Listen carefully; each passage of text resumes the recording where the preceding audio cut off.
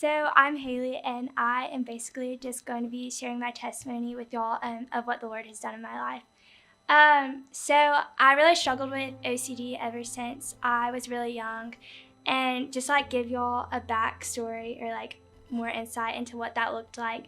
I'm going to read this, and this is from a lady that counseled me, and it was just like an evaluation. It says, at the time, Haley was just finishing her senior year of high school and scored a 31 out of 40 on the Yale-Brown Obsessive-Compulsive Scale, placing her at the high end of the severe range. Her current symptoms include obsessions of needing to perfectly know information that leads to rereading and mental compulsions of organizing thoughts or tasks until they are categorized as just right in her mind. For years, she has had obsessions of academic perfectionism that have dominated her thinking and led to panic attacks and depressive episodes where she considered self-harm. Her obsessions are present more than 8 hours a day, and she spends over 8 hours a day performing compulsions. So yeah, that is basically just what my life looked like. All throughout high school, my mind was in captivity, and I was just constantly in a state of panic and anxiety. And so going into college, I really thought when I get to UGA, just everything will magically get better and things will go away, but that didn't happen. And when I came to UGA, the first semester of my freshman year was the hardest time in my life and the hardest thing that I've ever had to walk through. My obsessions and just the irrational thoughts that I had about school and having to be perfect got so much worse and led me to do these crazy compulsions that just really took up so much of my time, and I would spend hours and hours each day rereading and checking and doing all these crazy things with my schoolwork that I really believed I needed to do. And so it got to the point where I literally couldn't even stay at UGA. I was driving back to my home in Lilburn and then back to Athens every single day because I was too anxious to even stay in Athens. And I remember literally being glad to go to sleep at night because it meant that I didn't have to be awake, and I had no joy, and eventually things just got to the point where I didn't want to be alive, and I really had no desire to live. And so fast forward to January, the Lord encountered me like he never has before in my life.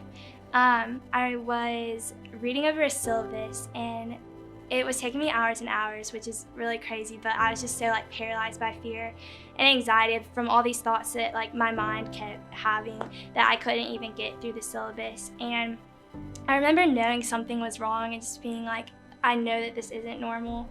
And so I remember just crying out to the Lord and getting on my knees and just saying, Jesus, whatever you want me to do to take this away, I'll do it. And that was the first time that I had ever truly surrendered that part of my life to the Lord. And throughout my whole entire life, I kind of felt the call to go get inpatient treatment to get more intensive help with my OCD, but it was something that I always ignored because I was scared of what people would think of me or just what that would even look like. And so for the very first time in my life, I really just felt Jesus calling me to that very clearly, and I said yes. And so I actually left UGA the second semester of my freshman year and lived in Tampa for a month. And during that time, the verse that the Lord's power is made perfect and our weakness was shown to me firsthand. I was able to do the things that the doctors were asking of me. It's like with OCD, when you're trying to combat it, basically you have to do the things that scare you. So you do all the things that you don't want to do. And I really just during that time felt the Lord's power in me, and I was I literally don't know how I'm able to do these things because I've tried my whole entire life to do them and I've never been able to. And I really can't explain it other than the fact that it was just the Lord's grace and His power. And so when I came back from Tampa, I don't know how to explain things other than the fact that the Lord really just did a miracle and healed my brain. I tell people all the time, I know for certain that I don't have the same brain that I had 2 years ago before I went to Tampa. And I did nothing to deserve any of that. It's literally just the Lord's kindness towards me and His grace poured out on me.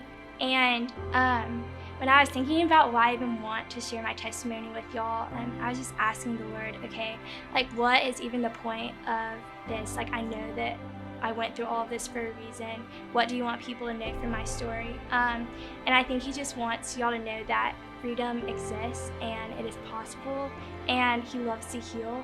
I remember literally watching videos like this a couple of years ago and thinking, okay, like that's great that the Lord healed that person, but he could never do that for me. But I just want to encourage y'all that freedom comes with surrender, and Jesus really loves to save.